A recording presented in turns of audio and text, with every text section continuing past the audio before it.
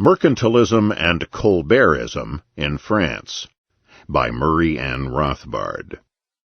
In France, which was to become in the 17th century the home par excellence of the despotic nation-state, the promising cloth trade and other commerce and industry in Lyon and the Languedoc region in the south were crippled by the devastating religious wars in the last 4 decades of the 16th century.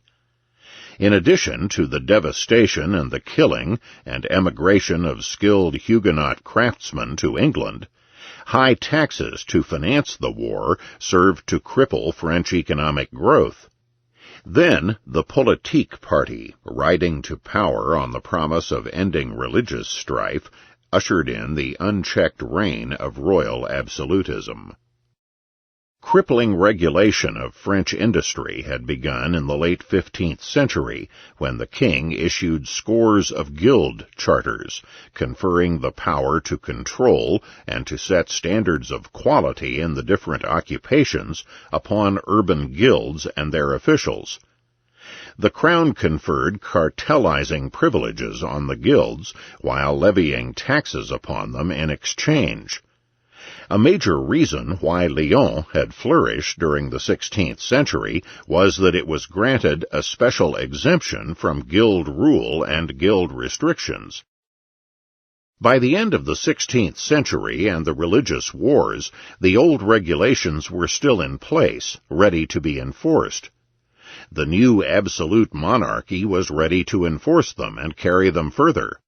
Thus, in 1581, King Henry III ordered all the artisans of France to join and group themselves into guilds, whose orders were to be enforced. All except Parisian and Lyonnese craftsmen were forced to confine their activity to their current towns. In that way, mobility in French industry was brought to an end. In 1597, Henry IV reenacted and strengthened these laws, and proceeded to enforce them thoroughly. The result of this network of restriction was the total crippling of economic and industrial growth in France. The typical ploy of preserving standards of quality meant that competition was hobbled, production and imports limited, and prices kept high. It meant, in short, that consumers were not allowed the option of paying less money for lower quality products. State-privileged monopolies grew as well, with similar effects, and upon the guilds and the monopolies the state levied increasing and stifling taxes. Growing inspection fees for quality also exacted a great burden on the French economy. Furthermore, luxury production was particularly subsidized, and the profits of expanding industries diverted to subsidize the weak. Capital accumulation was thereby slowed, and the growth of promising and strong industries crippled. The subsidizing and privileging of luxury industries meant a shift of resources away from cost-cutting innovations in new mass production industries, and towards such areas of high-cost craftsmanship as glass and tapestries. The increasingly powerful French monarchy and aristocracy were large consumers of luxury goods, and were therefore particularly interested in fostering them and maintaining their quality.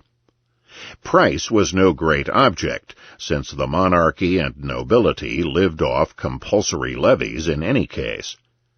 Thus, in May 1665, the king established monopoly privileges for a group of French lace manufacturers, using the transparently canting argument that this was done to prevent the export of money and to give employment to the people.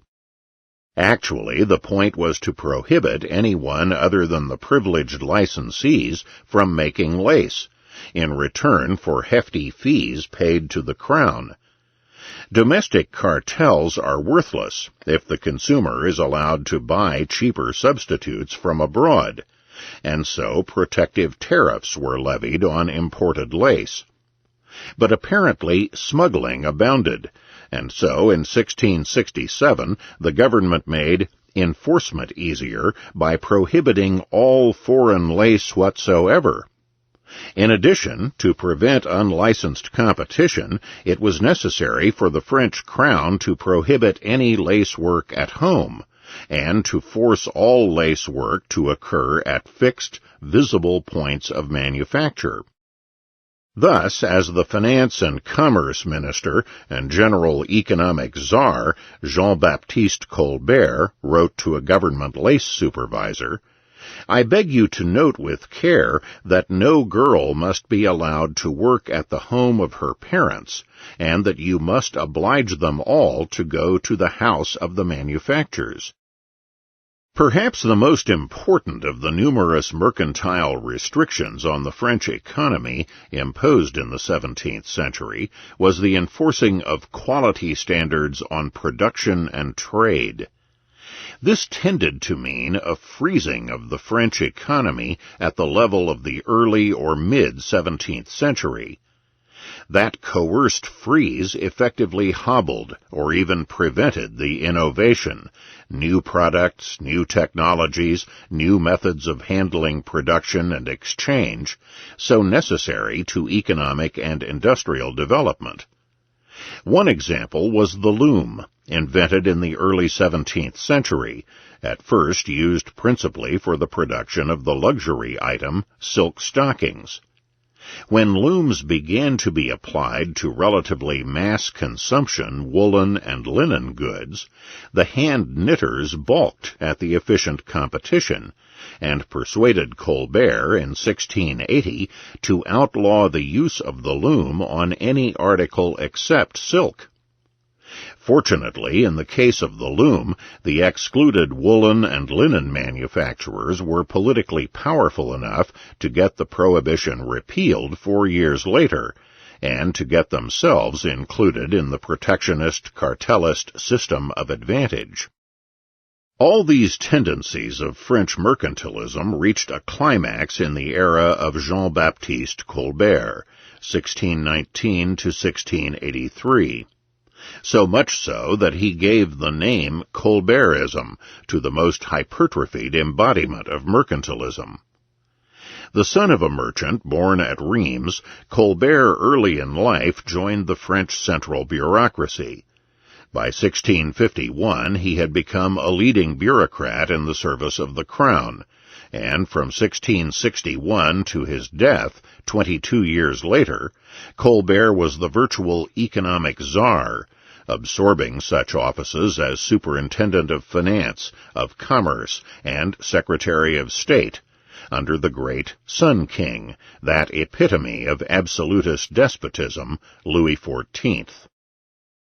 Colbert engaged in a virtual orgy of grants of monopoly, subsidies of luxury, and cartelizing privilege, and built up a mighty system of central bureaucracy, of officials known as intendants, to enforce the network of controls and regulations.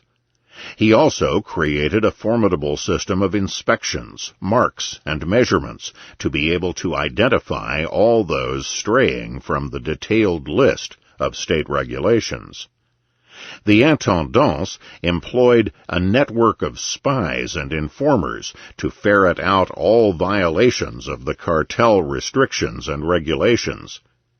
In the classic mode of spies everywhere, they also spied on each other, including the intendants themselves.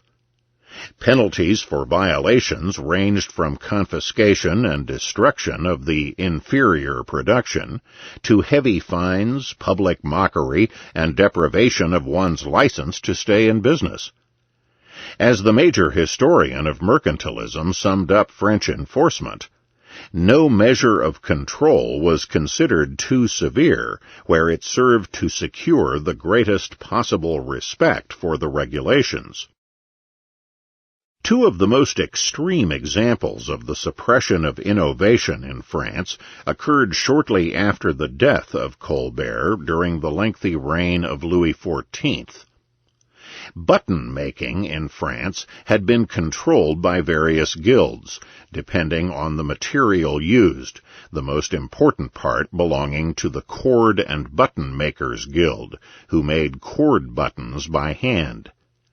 By the 1690s, tailors and dealers launched the innovation of weaving buttons from the material used in the garment.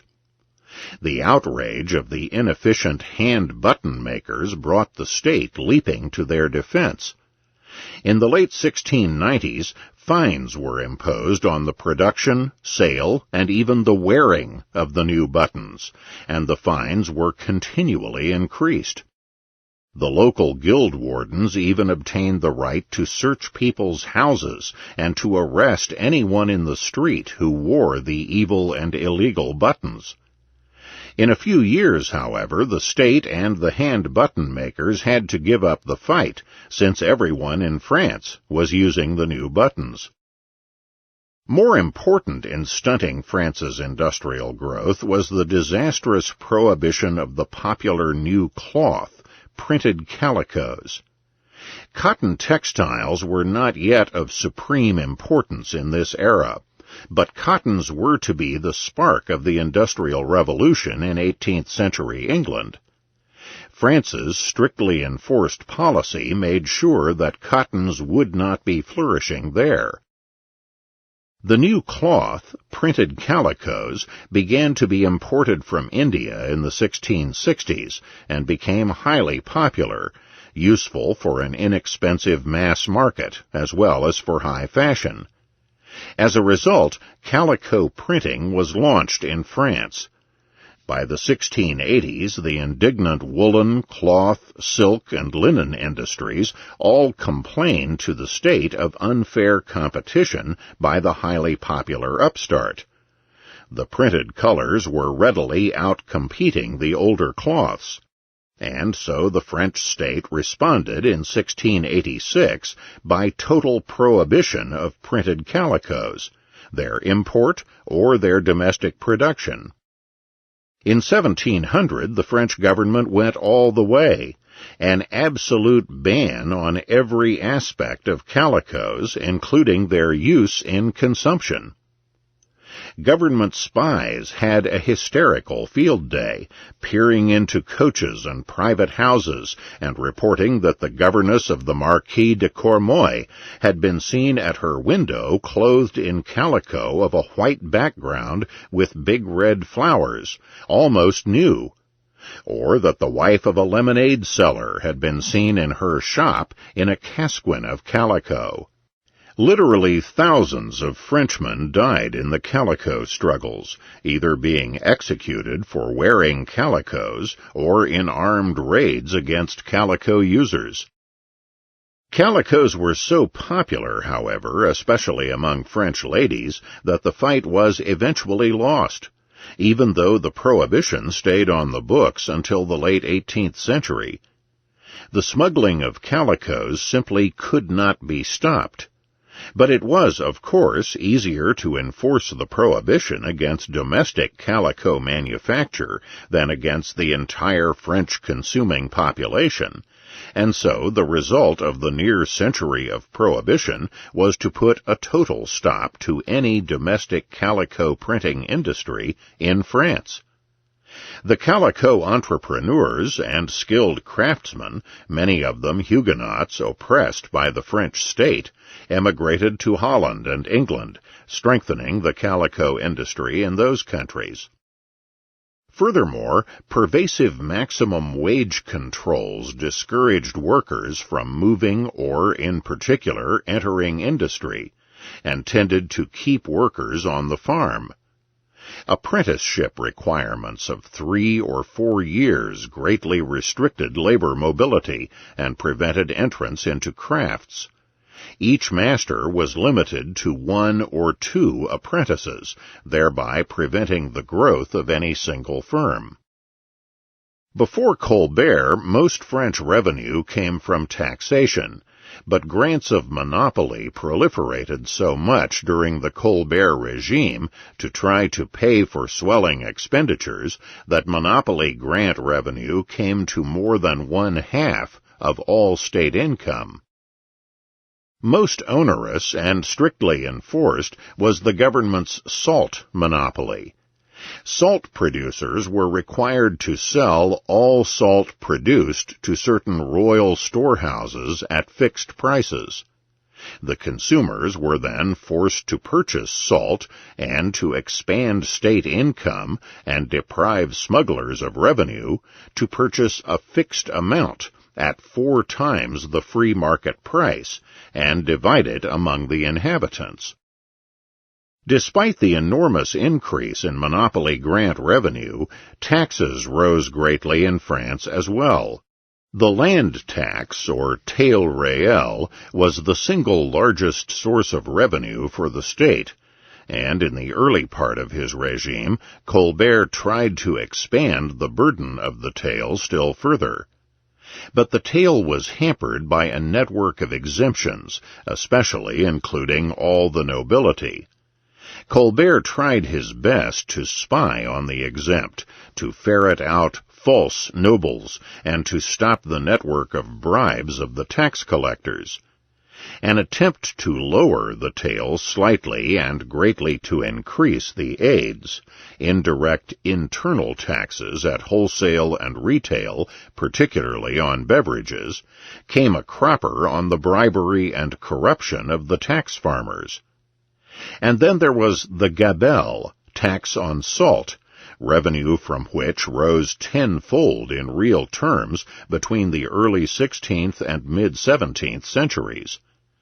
During the Colbert era, gabelle revenues rose not so much from an increase in tax rates as from the tightening of enforcement of the existing steep taxes. The land and consumption taxes fell heavily upon the poor and upon the middle class, gravely crippling saving and investment, especially as we have seen in the mass production industries. The parlous state of the French economy may be seen by the fact that in 1640, just as King Charles I of England was facing a successful revolution, largely brought about by his imposition of high taxes, the French crown was collecting 3 to 4 times as much taxes per capita as did King Charles.